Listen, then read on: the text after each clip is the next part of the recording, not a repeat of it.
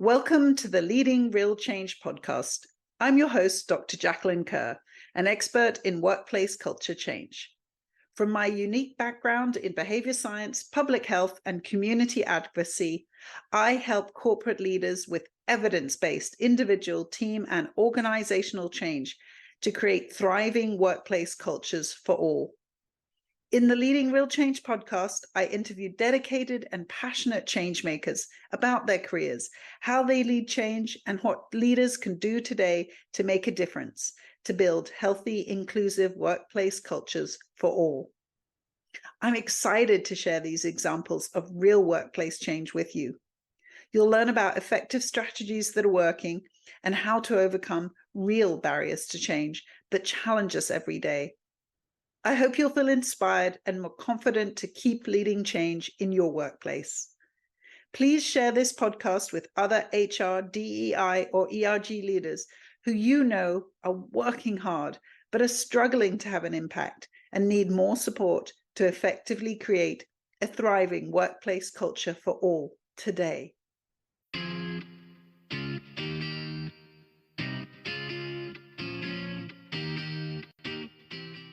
Hi, I am Kim Scott, and I live in Silicon Valley with my husband and my twins, who are 14. And I started my career early on. I did a failed startup. I started a software company which failed.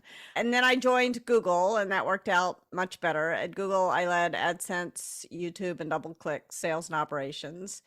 And then I had my twins, and it made me reassess a bunch of things. And I woke up one morning and realized the thing that really motivated me about work was not cost per click, although that was going pretty well at Google, but it was boring. That part was boring. What interested me was the team stuff, the team dynamics, how to set up a team, how to help people love each other and their work. And there wasn't a job where that was the day job at Google, but Steve Jobs at Apple had decided to throw away all their management training, start from a blank piece of paper. And one of my favorite business school professors had joined Apple University, and he said, Kim, why don't you come and help us design managing at Apple? So I left Google and went to Apple for a couple of years. And then lo and behold, a friend of mine from Google became CEO of Twitter, Dick Costolo. And he said, why don't you come and help me design managing at Twitter? And managing at Twitter looked almost exactly like managing at Apple. It was like the same basic things. And I wound up becoming Dick's CEO coach and coaching a lot of other great people and writing a book so that I could share the ideas with more than just a handful of people. And that became Radical Candor. And then I wrote another book called Just Work, and that brings you up to speed. Here we are today talking about both of those books. Great. Thank you so much for that. And thinking about those high pressure environments you're working in, and also the challenges that we face as working mums in such high pressure environments. Have you got any experiences that you'd like to share about how you managed that, or like how you failed at that too? Because actually I'm so comfortable with failure. To me, behavior change is finding out what works. So it's got to have a lot of failure in there. So yeah, anything you'd like to share on the burnout motherhood topic in particular, or why you didn't? Knowing what works, part of that is knowing what doesn't work. Yes, many sort of bumps along the road. I remember when I was pregnant with the twins, my husband looked at me and he said, how are we going to do this? Because both of us have gotten where we've gotten in our careers by just working harder than anyone else. We both wanted to be very present. And we just said to each other, we're going to have to learn a new way of working. And I don't know what it's going to look like, but we'll figure it out as we go along, often by failing. And I remember there was one moment, because we had twins, it turned out to be more cost effective to have a nanny than to have the kids in daycare. And so we were lucky enough to have a wonderful nanny who's actually still with us to this day. Her mother got sick and she had to go to Mexico to be with her mother. And she told us at the last minute, because she wasn't expecting it to happen either. And I remember looking at Andy's the name of my husband, and just thinking, oh my gosh, what are we going to do? Like, how is this going to work? And he said, maybe we should sell our house and move to Vermont. It was one of those moments. We did not sell our house and move to Vermont, but we struggled with it. The next day, we used care.com. And this woman who my children didn't know, who was lovely, there was nothing wrong with her per se, except that they didn't know her. And I remember my son like clutching my leg and screaming. And I thought, I guess I'm not going to work today. And there were a lot of bumps in the road, figuring out how to make it all work. I will say, though, that there's one moment I remember in particular when at this point I had a more flexible schedule because I was writing and doing radical candor consulting work. And I had picked the kids up at nursery school and I was driving them home and they were screaming at each other, as kids usually do. And finally, I just got so mad. I pulled the car over, slammed on the brakes, and I said, it is not safe for me to drive with you. I scared them to death. And I got out of the car and I walked around it 3 or 4 times. And they were sobbing. And I got home and I had a call that I had to take. And I remember feeling, oh no, I wish I didn't have this call. I want to reassure them that I haven't lost it. But I had this call. So I took the call. And I was talking to this person, and I remember both kids came up and sat on either side of me with their arms around me. They're like, thank God she's back. And I remember realizing that the call was like the best possible thing that could have happened because it gave me a chance to reassert my sort of in control professional self. And that was very reassuring to the kids who thought I had just totally lost it. Yes, I try to think about it in terms of work-life integration. It's not like work takes away from your life, and it's not like life takes away from your work. I think in some respects, part of what gave me the prompting and the courage to leave Google, I had this great job at Google, and it was hard to leave at the time. But part of what gave me the prompting was that I was frustrated, and I felt like that frustration was like seeping out into my children, and I didn't want that to happen. And leaving was what set me on a journey of getting what I really wanted out of my career. And I'm not sure I would have done that if I hadn't had kids. Life gives a lot to your work, and work gives a lot to your life. That's fantastic. A great story. And I have created in the minivan, that is the happy zone, because I'm like, I can't drive and have arguments at the same time. So I'm like, not in this place. When I can't escape you, it's not going to happen. That's also our rule now too. And when we started a carpool and it didn't work, I did the side of the road. Like, stop, do you want me to leave you here? Because this is the happy zone. So we're being very radically candid with our children. So tell us more about it. What is radical candor and why is it so important? So radical candor is caring personally and challenging directly at the same time. It's a way to think about soliciting feedback from others, giving feedback, both praise and criticism, more praise than criticism to others, gauging how it's landing and encouraging it between others. And to me, it's the essence of good relationships at work and also good relationships in life. In fact, I wrote a novel, one of the novels I wrote that didn't get published, but it's a great novel, so you can read it anyway.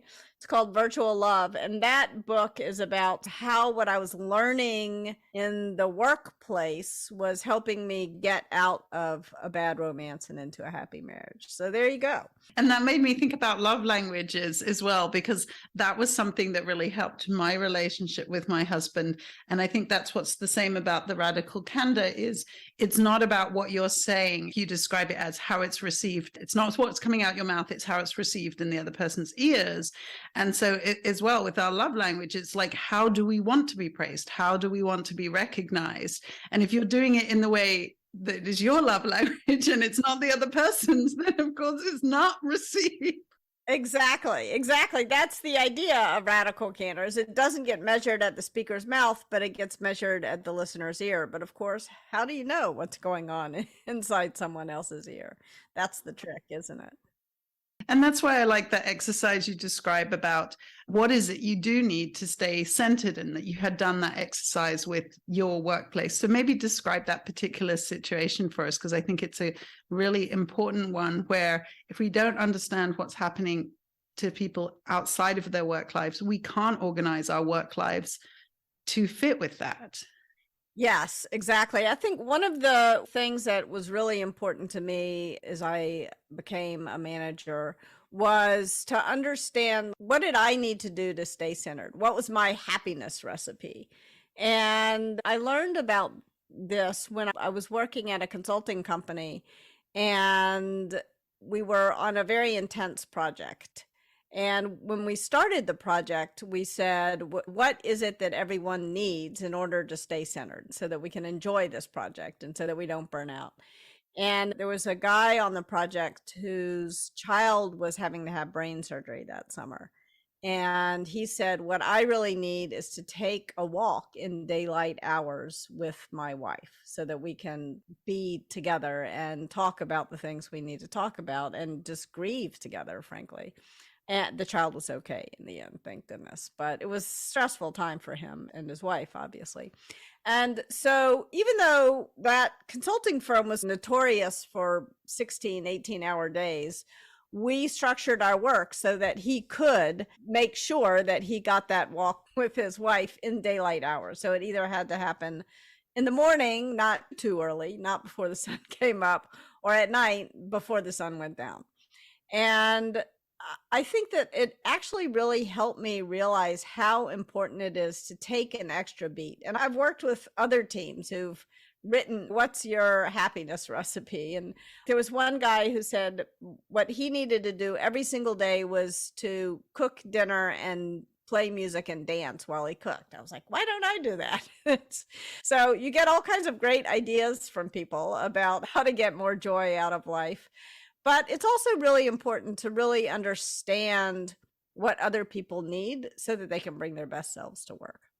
Exactly. I think that's so important. And that was flexible work before flexible work was even there. But I think that's the thing. If we don't understand these things that are outside of our work life that are influencing how we turn up at work, then it's hard for us, because a lot of people see these as, that's your personal problem. It's not a work problem. But to me, as a manager, when you understand all the different things that are affecting your employees' lives, you have more opportunities to support them. So to me, that's like a total shift of abundance mindset in your management versus, oh, you've got a problem, solve it yourself. Yeah, absolutely. There's different people I've worked with at different times. There was one person who worked for me, and he did incredible work, great work.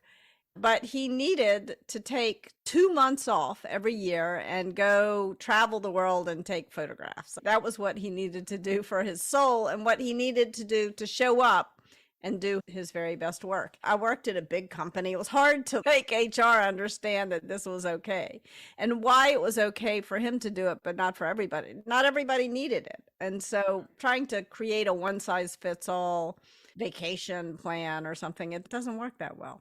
So then how did you come to write Just Work, and what are your main recommendations from that book? Yeah, so after Radical Candor came out, I did a lot of talks and workshops, particularly about feedback. And I was at a tech company in San Francisco, and the CEO of that company had been a colleague of mine for the better part of a decade, a person I like and respect enormously, and one of too few Black women CEOs in tech. And when I finished giving the presentation, she pulled me aside and she said, Kim, I'm excited to roll out Radical Candor. I think it's going to help me build the kind of culture I want. But I got to tell you, it's much harder for me to roll it out than it is for you. And she went on to explain to me that as soon as she would offer even the most gentle, compassionate criticism to someone, she would get slimed with the angry Black woman stereotype. And I knew this was true. And I also realized a bunch of different things at the same time. The first was how often bias, prejudice, and bullying masquerade as feedback. Like, why had that happened to her? I also realized I hadn't really considered that as much as I should have when writing Radical Candor. I had breezed past it. The next thing I realized was that I had failed to be the kind of colleague that I imagined myself to be. I had failed to be, as I say in Just Work, an upstander. I had pretended that a whole host of things were not happening to her that were happening. I hadn't even noticed the extent to which she had to show up unfailingly cheerful and pleasant in every meeting we were ever in together, even though she had what to be ticked off about at work, as we all do from time to time. So that was another revelation. The third one was that I realized that not only had I been in denial about the things that were happening to her, I had also been in denial about the things that were happening to me as a white woman in the workplace. And hard for the author of a book called Radical Candor to admit I had been in denial, but I had been, because I think I didn't want to think of myself as a victim. But even less than wanting to think of myself as a victim, did I want to think of myself as a culprit, as someone who had been biased, prejudiced, or bullied others. And yet, as my son's baseball coach says, you can't do right if you won't notice what you're doing wrong. So I needed to come to grips with this. And then the last thing I realized was that even though I had imagined as a leader I was creating these BS-free zones, I had too often failed to create these BS-free zones. I hadn't taken the steps that I could have taken as a leader to prevent bias, prejudice, and bullying from ruining collaboration and respect on the team. So that made me sit down and start writing another book. Exactly. And I think that's so important. I also had that experience of failing other women in academia, because I would have a lot of young women come to me with the challenges that they were facing. And my answer was, work harder. Because that was how I had survived. And it also was the same as your mentality. I succeeded because I worked harder than anybody around me. Again, that's what leads to burnout. But when I really had a reckoning of that had been my response, but it also was that I hadn't really understood what we were up against. I think that's such a big part of this. It feels very invisible. It's not easy to exactly pinpoint what you're up against. And then if you don't have the data, like I remember asking for feedback from one of our leaders, because we were working on a very challenging project and having all sorts of problems. So I said, can I lead in a better way? And his response was, you're very aggressive. Now, I just took that as, okay, I am. Maybe that's the case, right? But now if I had and then understood, okay, what proportion of women get told that type of thing as personal feedback, when I was actually asking for professional feedback on how to manage this situation better, I would have been able to go, yes, maybe you perceive me as aggressive, but by the way, here's some facts around that. And could I please have some other advice? Yeah, and also the guy who you worked with who got promoted, compare your aggression to his and get very specific. Let's just say naval officer, MD. You could imagine. Yeah. And yet he was not dinged for being aggressive. There's a great article that Kieran Snyder wrote about this called The Abrasive Problem, where she did linguistic analysis and found in performance reviews how often women get dinged for being aggressive or abrasive, whereas men get rewarded for the same behavior. So I really appreciated both those books. And so tell me a little bit now, having thought about, I see what you shared in those books is very much the ingredients. You have such great frameworks for them, really fantastic examples, lots and lots of examples of how to do it. So then now you're in workplaces and trying to roll these out, like you gave the example of your female colleague who was Black, who was trying to roll this out. What are your experiences of rolling these two programs and advice out in workplaces, and what's working and what are typical challenges? So radical candor, when it works well, it tends to work because people, I think, have adopted a shared vocabulary. A couple of HR leaders said, we have to include radical candor in our manager training because our employees demand that we do. Like enough people had read the book and wanted it. It's a mystery to me what takes off in the world and what doesn't. So radical candor took off as an idea, and we've had a lot of success rolling the ideas out. I'll share some failures as well. I've gotten some criticism, and I bet you have some advice on this particular bit of criticism. But one bit of criticism that we've had is that it sounds so much easier than it is, actually. We go to the talk and we say, yes, we're going to solicit feedback.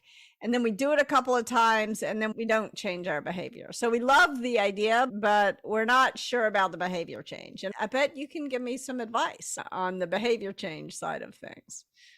And I definitely find that a challenging juxtaposition, because behavior change is hard and nobody wants to hear that because they all want the instant gratification, easy solution. They want an app, actually. And in fact, I built an app and that did not work at all. The talks and the workshops do work pretty well, I think, but they want to gamify it. And this is not a game, it's real. And again, having worked for all sorts of apps, I've helped app companies with behavior change. Again, what we lack in the apps is the engagement with the app. So again, if you actually use these things, all of them work the same way. If you use radical candor, it works. But the issue is we don't use it. And so I think that's the thing. Some of this is about creating habits. So I think one place is to also say, what are the conditions that already exist in the workplace to make this happen? So, for example, if you don't have psychological safety, you can't bring radical candor in and expect it to succeed, because if there isn't trust and okay to have mistakes and okay to give feedback, then that situation is challenging. And actually, it's the same conditions that we need for change. If you're burnt out, if you haven't got a growth mindset, and if it's not safe, then those are all conditions that won't help you change, but they're also the conditions that you need for radical candor. Yeah, it's a catch-22. Actually, Amy Edmondson and I just wrote an article together. Amy Edmondson is a professor at Harvard Business School who writes a lot about psychological safety. And we both agree that radical candor is never really going to feel comfortable, and it really is never actually going to feel that safe. And psychological safety doesn't mean you're comfortable all the time or that nobody's ever telling you what you're doing wrong. In fact, if you think about it, we've all been in situations in our life, especially at work, where we know something's not quite right, but nobody is telling us what it is. And you feel like in that situation, like a dead man walking or a dead woman walking. And that doesn't feel safe. That doesn't feel good at all. In fact, Claude Steele, in his book, Whistling Vivaldi, writes about being the only Black person in his PhD program. And he said the thing that made him feel safe, or if not exactly safe, the thing that helped him get through that difficult situation was getting real feedback on his work from his academic advisor, so that he understood where the bar was and how he was going to clear that bar. And I think it's so important if you're a leader, in particular with soliciting feedback. So that's why one of the tactics when I do a workshop is I say, when you have a one-on-one with your employees, and if you're a manager, I believe you should have a one-on-one with each employee every week. And that means don't have too many employees, by the way. You shouldn't spend all your time in one-on-ones. But mostly the one-on-one is your employee's agenda, but save 5 minutes at the end to solicit feedback. Because I think the most important thing that a leader can do is to lay their power down, solicit the feedback, and then reward the candor when they get it so that they get more of it. And I think it's also the employee's obligation. I actually spoke at West Point recently about if you are a good follower, your number one goal is to speak truth to power, to be willing to speak truth to power. But it's not really fair to tell the followers to speak truth to power if you're not also telling the leaders to not chop off their heads for speaking truth to power. Exactly. And I think some of the keys there that you're talking about and that you do use in your work is the cues. For example, in Just Work, you talk about a purple flag, like you say, always setting aside 5 minutes at the end of an agenda to solicit that feedback. I used to have a piece of paper on my door, the inside of my door. So before someone left my office, they would see a sign saying, please give me feedback. What else can I do to help? So those are the things, because again, if it's not a regular habit, those are the things that we forget. We simply forget to do it because it's not reminded. So again, other ways to build habits are to associate them, anchor them with another behavior. So if you are always doing it in like a one-to-one, then you always know there's my behavior. The one-to-one is the behavior that cues me asking for feedback, or the person leaving the door. Oh yeah, they don't leave the door before I get feedback, sort of thing. So that helps. Those are cues that remind us. And that's why I love the sort of purple flag cue that you use in Just Work to agree upon, okay, I'm going to do my upstanding and interrupt bias here, but here's a cue to get everybody on the same page so we're ready for this interruption sort of thing. So one of the things that I recommend in Radical Candor, I say praise in public, criticize in private. But in Just Work, there's an exception to that, and it's like a correction. Correction needs to be in public, and correcting bias needs to happen in public. But that is it's uncomfortable enough to give someone feedback about spinach in their teeth or saying too much. It's really uncomfortable to give people feedback that they've said or done something biased. And it's super duper uncomfortable to do it in public. But I really think if we're going to change these patterns, that's what we've got to do. So in order to, I'm not going to say make it feel comfortable, because it won't, but the only way out is through. So the way to move through that discomfort is a 3-step process. The first step is to come up with a shared vocabulary. What's the word or phrase that your team will use in order to point out bias when it has made itself manifest in a meeting, which it does in every meeting, at every company, every day. And I like purple flags. So I have this purple flag, and I'll say purple flag, I'll wave the purple flag if we're on video. And then the rest of my team knows, oh, something was biased. There was bias just there. And sometimes I'm waving it at myself, and I'll point out, and sometimes I'll wave it at something someone else said, which brings us to the second part of bias disruption, because not only is a shared vocabulary important, it's also really important to have a shared norm for how to respond when it's you whose bias is being flagged, because we all have biases. 100% of people have biases. And so I should never say 100%. I'll put it this way. I can categorically say I've never met anyone who doesn't have biases. So anyway, the norm on how to respond is, first of all, thank you for pointing it out. And then either I get it, I'll work on not doing it again, or I don't get it. And that second thing is really hard to say, because if someone disrupts my bias, and I know I've said or done something that's biased, but I don't even know what I did wrong, now I'm doubly ashamed. I'm ashamed because I've harmed someone, and I'm ashamed because I'm ignorant. And helping people move through that shame so that they can disengage the sort of fight or flight response, which tends to come with shame, and re-engage their executive function and respond well is really important.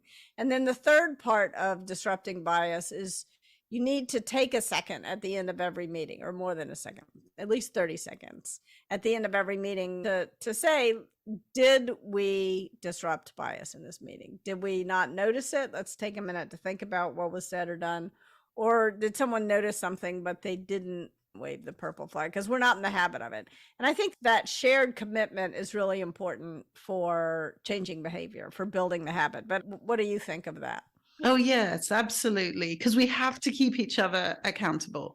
For sure. We need accountability throughout, but we also need the support. So we need the support, say, for example, if you haven't got those agreements yet, that you basically say to one of your colleagues, okay, today in this meeting, I'm going to stand up and do this thing. Make sure you've got my back. So I think that's the thing. The discomfort and the fear that you describe are real. And these are the reasons why we don't change our behavior, because the risk seems too high. And so that stops us changing our behavior. So instead of saying that's not important, we have to understand that fear and that shame so that we can then give people the skills they need. Because again, most people think behavior change is about the knowledge. Okay, now you know you're biased, you will stop being biased. No, you need the skills, like with your you need the skills to stop doing the thing. It takes time. And if you don't get the chance to practice that in small, safe ways, it can just be too much in these public meetings to do it. Yes, absolutely. And I think the radical candor is in today's environment even more rare than I think it was when I wrote the book back in 2017. And I think part of it is that we have all, but not all, again, I sound so categorical, but there's more awareness of bias, prejudice, and bullying, which is good.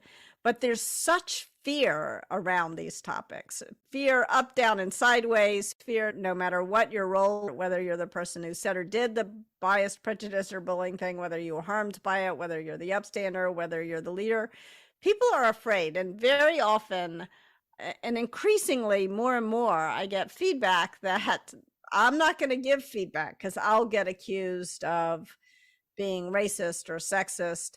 And now all of a sudden the person is doing the racist or sexist thing because they're giving feedback to the people who look like them, and then they're not giving feedback. And then they're like, that's an abrogation of responsibility as a leader. It's your job to give everybody feedback.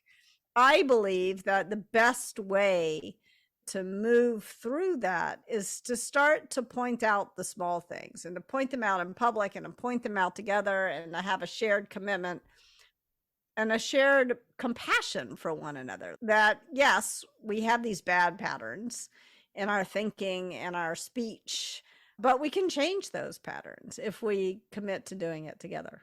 Exactly. And this is the thing. Lots of people think about change and they get stuck on, first, I have to change myself. And I agree. I like your soliciting feedback. The way I say it is, first you role model, because this is not about fixing you first, because if you have that mentality, then you have to be perfect before you change anyone else. And we get stuck there. So that's definitely that important part.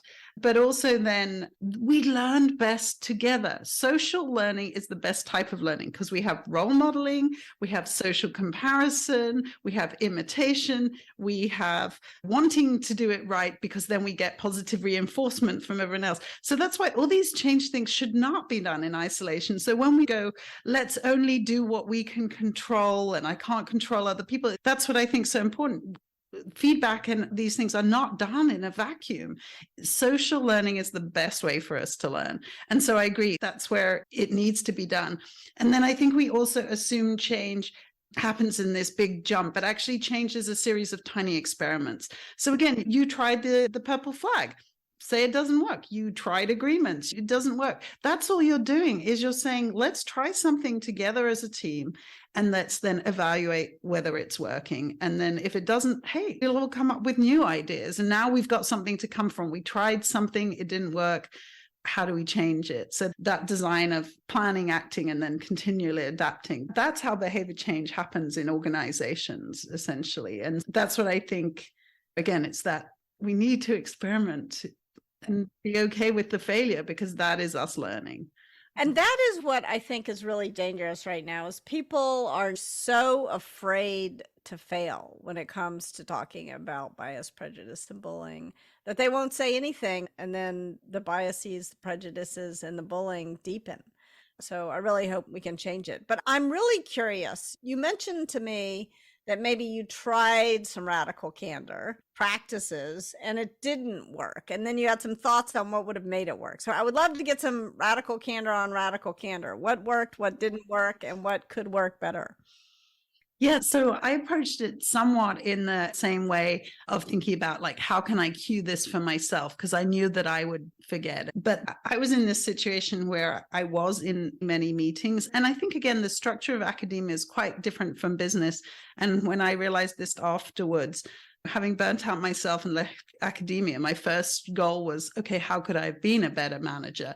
And everything I read was about when you're a manager, you are no longer an expert in your area. You are just managing your people. But actually, I was never evaluated on how I manage my people. I was evaluated on my own productivity, my own career. So I had to keep that going while also trying to develop a team. So I think that was a challenging situation. That, by the way, is true in every business I've ever. It's true for salespeople. It's true for engineers. It's true for lawyers. It's true for consultants. It's just true, unfortunately. So that makes it really challenging. So the thing then, again, I didn't have enough time to give the praise, the 3 times praise that I want to do. So I asked my managers to basically each week select somebody that they wanted to praise to me in an email so that I could then respond and say thank you to that person. Because what they saw is that I could give them so much more perspective on the impact it was having. So we started that practice. But again, we just didn't schedule it into a calendar to actually do. And I think part of it too was I wasn't sure. For me, it was fantastic. I loved it because I got to connect with the employees, even if it was over email, but I got to give them more purpose. And I got a chance to say thank you, which wasn't happening in my everyday life. But I'm not sure the managers valued it in the same way. So this was me constantly having to ask them. It became like another task for them as opposed to something they wanted to do. Exactly. So I feel like even though we had talked about all the different things we wanted to do, like we selected the career conversations, we selected 3 times praise, and we selected soliciting feedback. Those were the things we tried to integrate. But I think it was just those habits, like we didn't keep each other accountable to it. We didn't set reminders. And again, I think that's the biggest thing that I've also learned about behavior change. It needs so much more support than we ever think. We need so much more praise. Like you say, 3 times praise. We need the positive reinforcement. We need the rewards to do it. And yeah, we didn't build in those pieces. I think that's the challenging thing. It can be really hard for people to change. And to be honest, what I usually do is it's all the things that happen once you've set a goal. It's all the tracking, accountability, support, overcoming barriers. That's the biggest thing too, because things are going to get in the way. But if you can really think about what those potentially are in advance, because that's the same as trying to read the person you're giving feedback to, right? You're trying to predict what their ears are going to hear. And don't try to predict, try to just recognize after the fact, because trying to predict, you'll quit listening. So I want to offer a couple of suggestions that have worked for others and tell me if this fits in with what you know about behavior change. So one of the things that I have done is encouraged people, especially managers, but everyone, to think about a time when they got some feedback that maybe stung a little bit in the moment, but stood them in good stead for the next 5, 10, 15 years. And so in the book, Radical Candor, I tell a story about a time when my boss told me at the end of a meeting that I thought had gone really well that I said too much in the meeting. And I hated hearing that. And she had to actually say it to me 3 different times before I finally heard her. So she had to keep going out on the challenge directly dimension of radical candor. But once she finally got through to me and I went to visit the speech coach, I learned a lot and it helped me for the rest of my career enormously. And so thinking about that story and getting people to tell each other stories has helped a lot of people remember that when they're soliciting feedback, they're doing it not only to model, but also because they're going to get some information that is valuable. Like remembering that the feedback, especially critical feedback, is really valued. That's what we crave to get.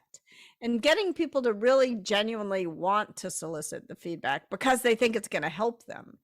It has been, and storytelling is actually very helpful. I love storytelling, but I don't know, it seems abstract to people. What do you think about that idea? I think it's so important. Both of us have worked in technology, and I used to meet the head of the California Institute for Telecommunications and Technology at UCSD in the hallways. Actually, we were stair walkers, and he would always show me the latest gadget they'd been working on, and he'd say, this is going to change everyone. This data is going to change everyone. And I would just say to him, okay, let me know when it does. And then eventually he came back to me a few months later and go, the data isn't changing anyone. I said, no, because we need more than data. And I think we need stories. That's actually such an important part. When I did work with policymakers, we would have our data arguments. They knew what we were saying was grounded in research, but it was about the stories from their constituents that changed things. So I absolutely agree that stories also lead to that empathy, that we need as leaders to change. So when we're thinking about the situation of employees in our organization and what their stories are and what they're actually going through, again, until you hear the story of the man whose daughter is going through brain surgery, right? That's what changes how you feel about it. To say 50% of our employees are doing this, that has no response. And so I agree, stories are really important. And also, in the behavior change process, we do have this phase when you're moving through these different groups. So there's pre-contemplators where your message is not reaching them at all. In fact, it has such cognitive dissonance, they've gone. Then you have the contemplators who are really debating. And those people need more pros than cons. So that's totally when you're trying to get them to think of the benefits. And then you get to the action phase of people, and they need the skills. They're ready, they're committed to this, but they just don't know how to go forward in the way you went and had your speech coaching. Again, people can learn to have active listening, conflict resolution skills. So much of this is about skills and not these one-time trainings. It's about then, okay, I've got these skills. How do I bring them back into the workplace? How do I practice them in situations where I'm getting more and more comfortable, where I'm getting feedback on whether I've got it? How was my active listening? Yeah, you need feedback on your feedback, which, like, if people don't want feedback, they really don't want feedback on their feedback. And that's tricky. So a couple of things that I've done to try to help there, some of which worked better than others. But one of the things that I did was to build this app. And basically, the first version of it wasn't actually an app. It was just a magnet board with little balls that you could move around. And so when people would leave my office, then they could mark how they found the conversation. Did they find me radically candid? Did they find me obnoxiously aggressive? And people really loved that, and other people really didn't. But that's like your sign on your door. Do you have any feedback from me? Now, of course, it's a little bit trickier even now because we're so rarely in person at work. So here's an idea. You can tell me, is this a good or a bad behavior change? Support. So you've offered the framework. You've read my stories. You've had your team tell their stories, because I think it's not my stories that matter. The people who are working together, they have shared their stories. So now their brains are on the same wavelength. They've got the data. So now are they going to do it? Are they actually going to do it? So what if we had a little virtual, remember that game Simon Says? It had 4 different buttons. So you're in a meeting and you're gauging not each other, but the meeting, and people will tap radical candor. This has a possibility of becoming obnoxiously aggressive, but it could be funny to see, where is the conversation going? Are we really saying what we really think? What do you think as a support? Like, what are some supports that we could give people in the moment? Because when I was building these apps, I viewed them as almost like this little homunculus on people's shoulder to say, be more radically candid. But the problem is that was creepy. I think gamification works for some. Like, you can have like a bingo sheet and you're trying to get to, yes, did we get these things? That definitely works for some people and some behaviors. I think for particularly these types of behaviors, because you're doing your job and you're not necessarily listening for the bias or the candor. You're just having a discussion. So, folks like Minda Harts have suggested you have somebody whose job is to be the bias monitor. So they're actually listening to it. And then again, you can have that tracking system. So today, when we started with the bias monitor, who's specifically trained to do this task, right? Let's not assume that we can spot that and do our other job, right? It takes somebody's job to do it. And then you're tracking, okay, in the first month, on average, we were having major bias incidents 10 times a week, and now we're down to 2. So again, it's that progress. We've identified one bias, and now we've identified another. So it's not really that I think... Oh, you're challenging the even harder ones now, right? We've moved up. Yeah. It's almost like if you're weeding a garden, like you'll get rid of one weed and then another kind of weed will have opportunity to come up, and then eventually you get them. But I would not want people to get discouraged because there are new biases that crop up. Like, that should be expected. And they change all the time, right? So new ones come up that we need to start paying attention to. But I think those types of things, being able to see progress, and you have data dashboards for your projects that you do, but it's the data dashboards that we need to see progress for our change efforts too. And then people get that feedback. They see where the gaps are. They see where they're doing well as well on things. So that's the feedback loop. Yes, exactly. Because one of the problems with the early app I built, I think, is that I had skipped the put your phone away in your pocket, look each other in the eye, and have a real conversation. And I think that's what we're missing. We need to talk to each other again. We need to have real conversations again. And also listen back to them. I think that's really the beauty of recordings. And I have experienced that in coaching when I'm receiving coaching and a coach sends me the recording of the conversation and I hear what I've said. My goodness, I hear it differently. Like I have so much self-compassion when I hear myself saying some of the things I say. So I think there's great promise in actually that type of feedback as well, because we would do that for case management of coaches that we would be having delivering our interventions. We would listen back to the conversation that they had with the client and be able to then have this discussion with something different. So I know you have to go get the kids, but any last words just to leave people with encouragement? And I've so loved this conversation. I have loved it too. So I would encourage people to end the default to silence. Go forth, solicit some feedback. If everybody just can write down what's the question that they're going to ask, what could I do or stop doing that would make it easier to work with me? Who are you going to ask it of, and when are you going to ask it? Those are implementation intentions. Yeah, see, I learned something.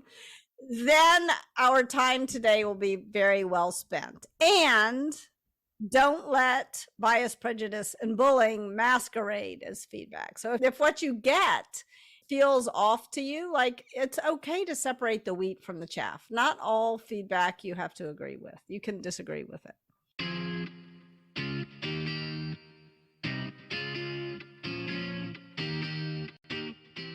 Thanks so much for listening today.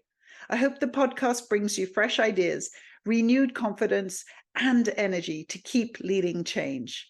If you need a partner in these efforts, I can help you effectively build a thriving workplace culture for all.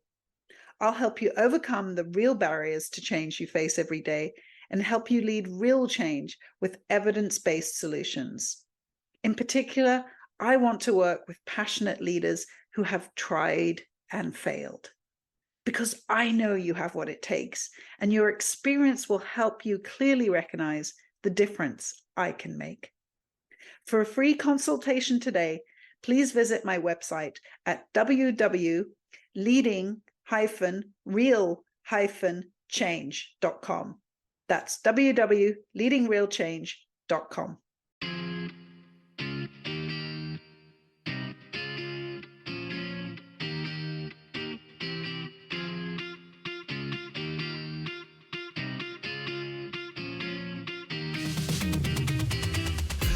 Control, you're a fighter.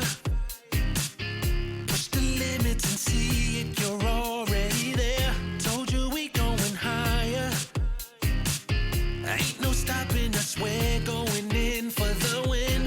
And we're gonna celebrate. Then we're gonna do it all over again. And we're gonna rock this place, 'cause this is our day. We're gonna